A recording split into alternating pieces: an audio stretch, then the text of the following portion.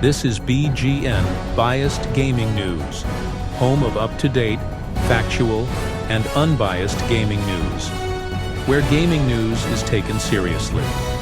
Now with your hosts, Michael G. and Leonard G. Hello, I'm Michael G. And I'm Leonard G. Welcome to Biased Gaming News, the #1 spot for up-to-date, hard-hitting gaming news. Top story tonight. Rockstar Games, like the snakes in the grass they are, snuck a trailer of Grand Theft Auto 6 onto us on Tuesday. The trailer features more of the game's impressive visuals, a bit of the story, and Floridians, or Leonidians in the game, as being the sweaty taint of American society. The trailer also provides more insight into our assumed dual protagonists. Jason, the kind of guy who seems to be a ladies' man and someone who definitely wouldn't tell you he has HIV before sleeping with you. And Lucia, someone of Hispanic descent who was sent to prison. Her story arc hits a little too close to reality, if you ask me, considering recent political events. The trailer shows off some potential new technological features, such as the dual protagonist system and some gorgeous graphics. But the one piece of tech that has most gamers excited is Rockstar's new ass physics technology, which the trailer presents beautifully.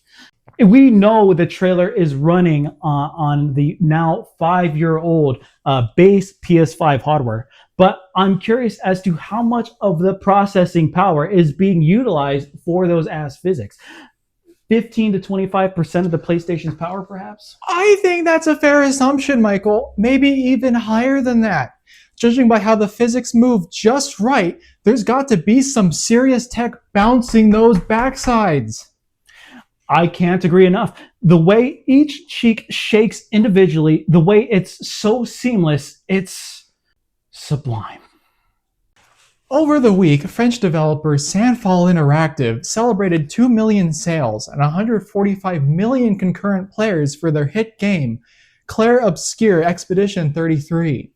If you're still unsure what this game is, all you have to know is it's the best thing from France since baguettes and Jean Reno. What makes this even more impressive is the fact that it's Sandfall Interactive's very first game. Whether the game's popularity was heightened by the developer's deal with Microsoft, or the main character looking like teen heartthrob Robert Pattinson remains up for debate. Hey Leonard, do you know what the French call a cigarette? Oh, I know, Michael. It's a fact. Wow, we just got started and we're already off to some huge news this week. Right, Leonard? That's right, Michael. Some huge stories coming up. The viewers won't want to miss this. Not at all. Before we move on, though, how was your weekend, Leonard? It was fantastic, Michael. I took the family down to Disneyland. Kids had a fantastic time. Had some margaritas with the wife.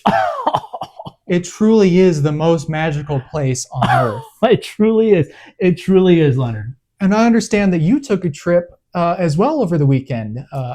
Tell us a little about that. Leonard, it wasn't anything grand like your vacation. And besides, I thought we discussed that we weren't going to talk about it on camera. Oh, come on, Michael. Now that it's out there, you can't keep it a mystery. Well, Leonard, this weekend I took a trip down to Mexico. Wow. To take care of some medical business. Okay. And what kind of medical business, Michael? Leonard, I already told you. A few years back, I went down to Mexico to get a cheap penile implant. Wow. And well, they botched it, so I had to go back over the weekend to get it fixed. Oh, wow. And is it fixed? No, they botched it even more. Wow. Yeah, it's a mess down there. If I had to describe it, it looks like a Boeing 747 crashed into a very busy residential area. It's a massacre, yeah, but that's not important. Let's move on to the next story. Season 2 of The Last of Us has been well underway. Despite the show's strong premiere viewership surpassing the first season's viewer count, the show still received a mixed reaction to its storytelling, especially after a major scene in episode 2 changes what made the first season so relatable: the relationship between Joel and Ellie. Fans continue to criticize the show's choice to cast actress Bella Ramsey as the titular Ellie, some stating she does not resemble the digital damsel and has no place in a Last of Us show, but she is better suited to star in a live-action Mr. Potato Head movie. If you were a lonely pizza-faced Xbox 360 player back in the day, you most certainly would never fathom this hot third-person cover-based shooter exclusive to be on any PlayStation console. Well, how the times have changed, because Gears of War Reloaded has been announced for Xbox, PC, and now PlayStation consoles. The enhanced title, expected to arrive on August 25th, 2025, features enhanced graphics and optimizations, allowing fans of the original to continue to chainsaw ground-dwelling monstrosities, fall in love with the coal train all over again, and use that godforsaken overpowered noob cannon in multiplayer just one more time. And also, Michael, look at all that juice. Look at all that juice. Gearbox Software showed off some brand new in-engine gameplay of their hotly anticipated looter shooter Borderlands 4. Gearbox co-founder Old Greasy Randy Pitchford had the opportunity to introduce fans to some of Borderlands 4's new features and a new direction of a more grounded approach to its story and humor. Old Greasy Randy also excitingly announced the game's release date is being moved forward from September 23rd to September 12th, big whoop, allowing fans to play the game a week and a half early. Hey, Leonard, do you remember when Old Greasy Randy left that USB drive with pornography on it at the medieval-themed restaurant? Oh, how could I forget, Michael? Or how he single-handedly ruined the Alien video game franchise with Aliens, Colonial Marines? You remember that? Oh, boy. You keep being you, Randy. You keep being you. In other news, we finally got a release date, some new screens, and some new gameplay of the next installment in the popular Mafia series. If you're unfamiliar with Mafia: The Old Country, the game takes place in early 1900s Sicily and follows the early days of organized crime before the mobsters as we know them in 1950s America. It looks like we'll get to use some cool guns and some cool cars from the time period, and judging from the trailer, stealth will still be a big aspect of its gameplay. One thing I'm personally excited for is to hopefully see the early bloody days of the underground gabagool crime syndicate and its evolution to how we see it in The Sopranos. Mafia: The Old Country releases August 8th, 2025, and this is one game you won't want to refuse. I see what you're doing there, Leonard. I see. Hey, Michael, why don't you show us your famous Robert De Niro impression? I couldn't know. Oh, come on, just give us a taste. Okay, just real quick,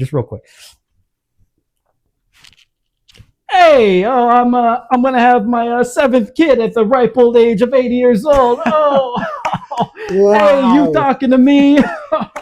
When did Robert De Niro enter the building? Stop it, Leonard, stop it. Oh. If you thought the buyout of Activision Blizzard by Microsoft was a done deal, you'd be wrong. Well, until yesterday at least. The FTC's appeal to block the deal has been denied, leaving Papa Phil and company to continue their quest for world domination. Until now, it's just speculation, but there has been some concern that the three-judge panel who denied the appeal are all secretly loyal Game Pass subscribers, and that this decision was based solely on emotion and fanboyism. The much anticipated remake of Tony Hawk's Pro Skater 3 and 4 is almost upon us, but some may be disappointed to hear that the classic career mode of 4 will not be making a return, but instead, for parity's sake, will stick with the usual 2-minute timer format of the previous games. The original's career mode allowed you to skate around freely while taking missions from the numerous NPCs scattered around the map. I, for one, am a little disappointed with the change, but hopefully the essence of those games are still intact. The developers also managed to include Phil Margera as a skater in the game. Phil Margera made his first appearance in Tony Hawk's Underground 2, and oh, I'm sorry. So our editor-in-chief Terry just notified me that it's not actually Phil Margera in the game, but his son Bam Margera, who is actually a skater. I'm sorry, but the behind-the-scenes video that they released made me think that was actually Phil. Apologies. Oh, no, don't. In this day and age, it is a modern misconception, Leonard. No Very worries. true. Who can blame you? Who can blame you? Very true. This one is heavy, so everyone strap on your HEV suits and grab the nearest crowbar to pry open that rusty door to the hype train. Half-Life 3 is said to not only exist, but it's currently being play-tested right now as we speak. Everyone thought Gabe Newell and Valve didn't know how to count to 3, but after Gabe Newell counted his third gastric bypass, it seems that's all changed. Maybe we'll also finally get Left 4 Dead 3, Portal 3, or Team Fortress 3. I sure hope so, Michael. I sure hope so. All right, Michael, I think now is a good time to get a look at that penile implant you were talking about earlier. I want to see how bad it truly is. Okay, Leonard, just this one time, but don't say I didn't warn you. Okay, fair game.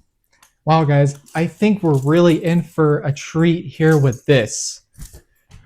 Wow! Oh, you weren't kidding, Michael. It truly is tragic. That's what I'm saying. It looks like someone took a plane's control wheel and steered it directly into the ground with extreme prejudice. It's so bad. I can't even put into words the description for it. The best description I can think of is it's like 9/11 times 3. It really is true that you get what you pay for. And I definitely got what I paid for from that black market surgeon in Tijuana. All $300 worth. That's all the huge gaming stories we have for tonight, folks. I'm Michael G. And I'm Leonard G. Keep wobbling those joysticks out there and have a good night. Have a good night, folks. This is BGN, Biased Gaming News, home of up-to-date, factual, and unbiased gaming news, where gaming news is taken seriously.